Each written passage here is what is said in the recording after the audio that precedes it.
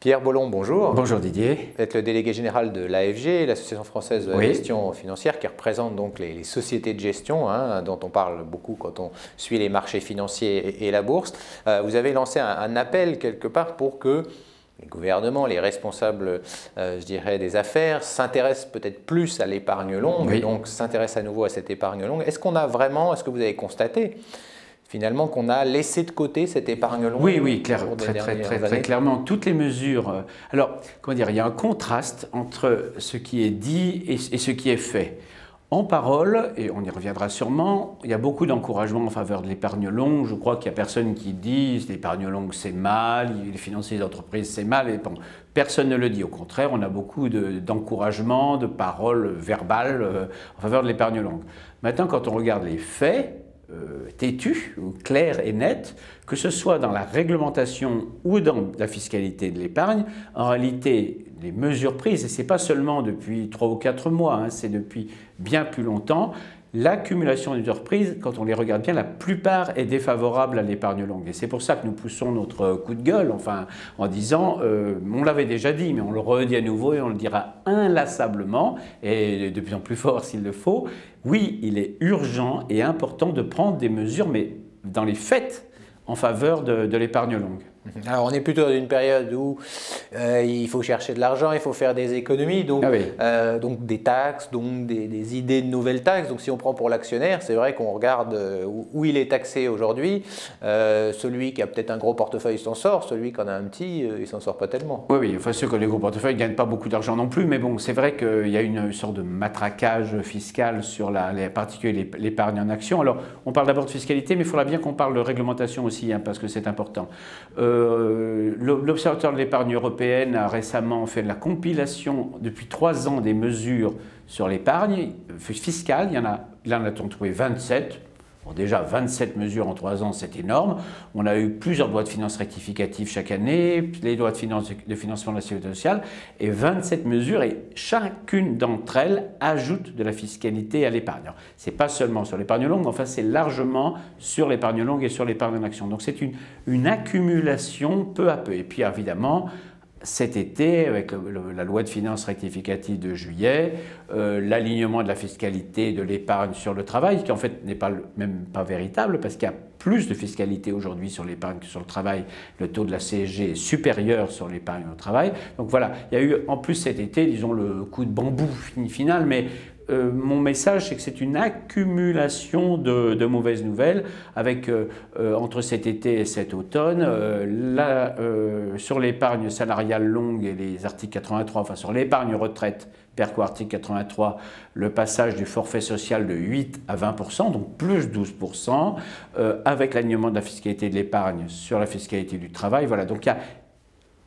Disons que les choses s'aggravaient systématiquement, inexorablement, avec un dernier coup cet été. Alors, dans le même temps, on a des discours qui sont moins défavorables, il faut bien le reconnaître. On a le Premier ministre, le Président de la République qui dit qu'il faut financer les entreprises, appelle à mieux financer les PME. On a une mission qui est confiée à 2 parlementaires, Karine Berger et Dominique Lefebvre, pour l'épargne longue, qui, si tout va bien, va rendre ses conclusions fin janvier, donc bien sûr pas à temps du tout pour cette loi de finances. On a le président de la République cette semaine, à raison, qui dit qu'il faut conforter, développer l'épargne salariale. Donc on a des paroles positives, mais tous les actes sont négatifs. Alors, je dirais, au-delà d'inverser la tendance, on va en reparler, on voit aussi que les Français sont investis finalement dans des placements à court terme. On voit plus du court terme qu'effectivement, et ça c'est embêtant parce que ça veut dire que typiquement ils ne vont pas pouvoir aller financer peut-être des entreprises. Les entreprises et les infrastructures et les placements longs. Alors il faut bien reconnaître aussi que tout ça, cette accumulation d'épargne supplémentaire, de taxation supplémentaire sur l'épargne, ça vient dans un temps aussi où ceux qui ont investi en actions depuis plusieurs années n'ont pas eu des rendements qu'ils pouvaient espérer. Donc il y a en même temps une aversion pour le risque qui a accru ou ou une constatation que le risque que l'on croyait était plus fort que ce qu'on... Enfin, le risque concret était plus fort que celui qu'on anticipait. Donc, en même temps, les épargnants en actions n'ont pas été, entre guillemets, récompensés fortement par les marchés. Encore que ceux qui ont investi au début de cette année ont eu des plus-values significatives. Donc, dans un contexte où il était déjà pas facile d'investir en actions, d'investir long, on a eu cette accumulation de nouvelles fiscales. Or, qu'est-ce qui se passe sur le financement de l'économie? Parce que il faut prendre les choses par les deux bouts en réalité. Il faut le prendre du côté des épargnants, et notre boulot c'est de défendre les épargnants. Et donc, il y a cette taxation accrue sur des rendements qui sont déjà pas faramineux en ce moment. Et puis, on peut le prendre aussi par l'autre bout, qui est l'utilité de l'épargne, qui est bien sûr de rapporter aux épargnants, c'est le but, mais qui est aussi de financer l'économie. Et de ce point de vue-là, il y a urgence d'agir aussi. Qu'est-ce qui se passe en réalité? Qui finance l'économie en général? C'est les sociétés d'assurance, clairement. Alors, cette assurance, l'assurance vie aujourd'hui ne se développe plus comme avant. Bon, elle se stabilise, mais elle ne se développe plus comme avant. Donc, son apport en new cash, en new money est faible. Et par ailleurs, à cause des nouvelles règles de solvabilité imposées aux assurances par l'Europe, dite solvabilité 2, les assureurs, toutes choses égales par ailleurs, investissent moins en actions. Donc, leurs placements sont stables et sont moins en action à cause de solvabilité 2, pas parce qu'ils sont méchants, parce qu'ils ne veulent pas, c'est parce que c'est leur réglementation qui leur interdit de le faire. Les banques financent les entreprises, heureusement, elles continuent, et c'est très bien, c'est le rôle, elles le disent à raison, hein, qu'elles n'ont pas arrêté de financer les entreprises françaises, mais avec les nouvelles règles dites BAL 3 de solvabilité bancaire qui s'appliquent aux banques, les règles de solvabilité, mais aussi les règles des ratios dits de liquidité de BAL 3, les banques vont pouvoir faire moins de transformation, c'est-à-dire transformer leurs dépôts courts en placement, en prêt long. Donc les banques, toutes choses égales par ailleurs, vont moins pouvoir financer l'économie. Donc les assureurs ne vont pas pouvoir en faire plus, plutôt moins en actions. Les banques de même ne vont pas pouvoir en faire plus, plutôt moins en prêt, et les banques ne feront plus du tout de fonds propres. Résultat, il faut bien que l'épargne de tout un chacun, l'épargne des particuliers, viennent financer les entreprises. On a une chance en France, c'est d'avoir un taux d'épargne élevé des ménages. L'État désépargne, l'État est en déficit.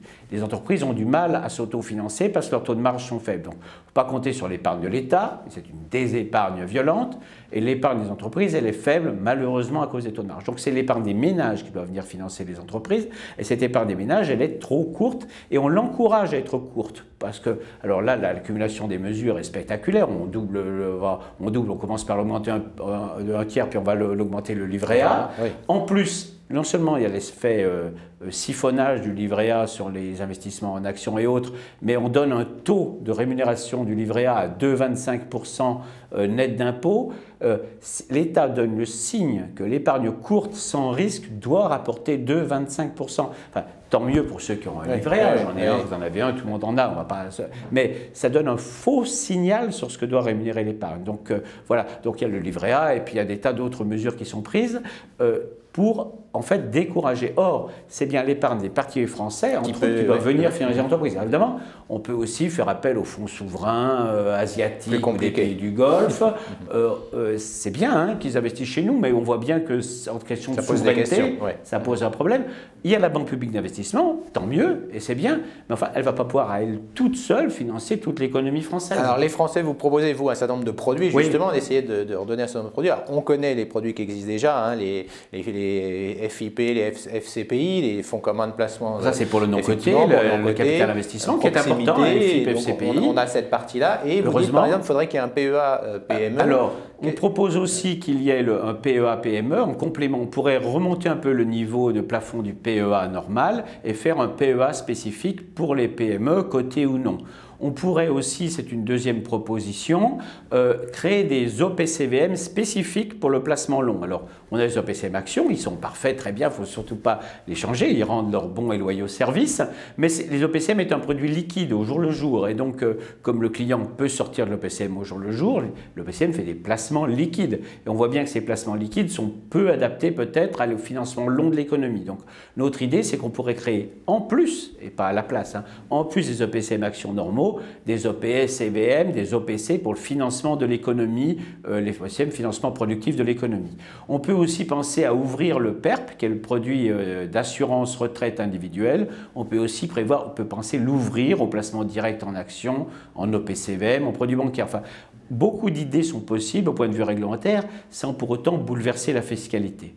Du point de vue fiscal, il faut tout de même enfin prendre la mesure et donc donner un avantage différentiel à l'épargne longue. C'est-à-dire que redonner quelque part ce qui manque aujourd'hui, c'est-à-dire encourager, quand on en veut encourager l'épargne longue, faire en sorte que, je sais pas, au bout de 8 ans… Plus l'épargne est longue, moins la fiscalité doit être forte, puisqu'il faut que l'épargnant soit récompensé du fait qu'il a bloqué son épargne. Or, ce n'est pas le cas aujourd'hui. Prenons un exemple très simple sur l'épargne salariale. Je l'ai dit tout à l'heure, on a passé le forfait social de 8 à 20%. On aurait pu, pour la partie PERCO, qui est la partie, le plan d'épargne retraite collective d'entreprise, le laisser à 8. C'est-à-dire qu'on augmentait à 20% l'intéressement de la participation perçue directement. Enfin, nous, on n'est pas pour, mais je me place dans l'hypothèse où l'État a besoin d'augmenter. On augmente la taxation de la partie courte, mais on laisse tranquille la partie longue, le PERCO ou l'article 83 assurance. Voilà. Qu'on profite, nous on préférait baisser la fiscalité de l'épargne. Enfin, si elle augmente, tout le moins on augmente moins la fiscalité sur l'épargne longue que la fiscalité sur l'épargne courte. On recrée un différentiel. Voilà, et on verra si effectivement c'est suivi d'effet. Oui, pour l'instant c'est un peu vox clamentis in deserto, mais enfin nous continuerons à le répéter inlassablement. Merci Pierre Vollon d'avoir fait le point avec nous, donc délégué général de l'AFG. Merci Didier.